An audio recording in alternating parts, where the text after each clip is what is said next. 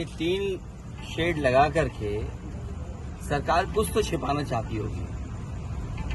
तीन शेड आखिरकार क्यों? किसी महापुरुष का सम्मान क्यों नहीं करने दे रहे? अगर किसी की जयंती पर, और वो भी समाजवादी महान नेता जयप्रकाश नारायण जी की जयंती पर, और ये कोई पहली बार नहीं हो रहा है, हर वर्ष जयप्रकाश जयंती के दिन समाजवादी लोग यहाँ इकट्ठे होते थे, उनका माल्यार्पण करते थे, सम्मान के लिए यहाँ पर आते थे, अपने विचार रखते थे। एक वो महान नेता जिसने संपूर्ण क्रांति का नारा दिया और उस समय की सरकार के सामने झुका नहीं, और एक समय ऐसा आया कि उसकी संपूर्ण क्रांति की वजह से परिवर्तन हुआ देश की राजनीति में। ये जेपीएनआईसी, ये सोशलिस्टों का म्यूजियम, जयप्रकाश जी की प्रतिमा, और जो उसके अंदर सोशलिज्म को हम कैसे समझें, समाजवाद को हम कैसे समझें, वो तमाम चीजें हैं। ये तीन शेड लगा करके सरकार आखिरकार क्या छिपाना चाहती है? कहीं ऐसा तो नहीं कि बेचने की तैयारी हो, किसी को देना चाहते हो?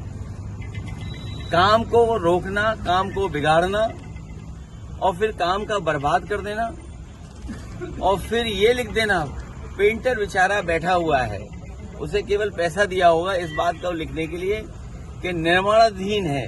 ये निर्माणाधीन नहीं है, ये बेचने की तैयारी है, इसको बेचा जाएगा। और मैं समझता हूँ अगर सरकार नहीं चला पा रही है तो बेच दे तो अच्छा है, कम से कम ये चलने लगेगा। तो कल और तीन शेड लगा करके कोई रोक नहीं सकता विचारधारा को, कोई रोक नहीं सकता विचारधारा को। कल का कार्यक्रम कल तय करेंगे। और कब तक लगा के रखें तीन शेड?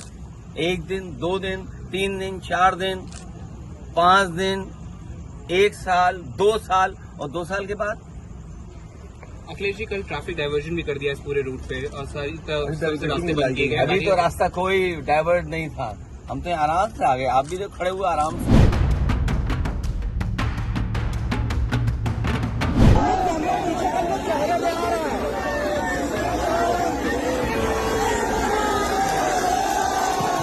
भारतीय जनता पार्टी स्वतंत्रता आंदोलन में नहीं रही।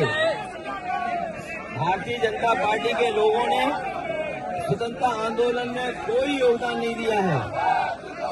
इसलिए जो लोग योगदान और जिनके कारण देश आजाद हुआ है, उनका ये सम्मान नहीं करना चाहती भारतीय जनता पार्टी।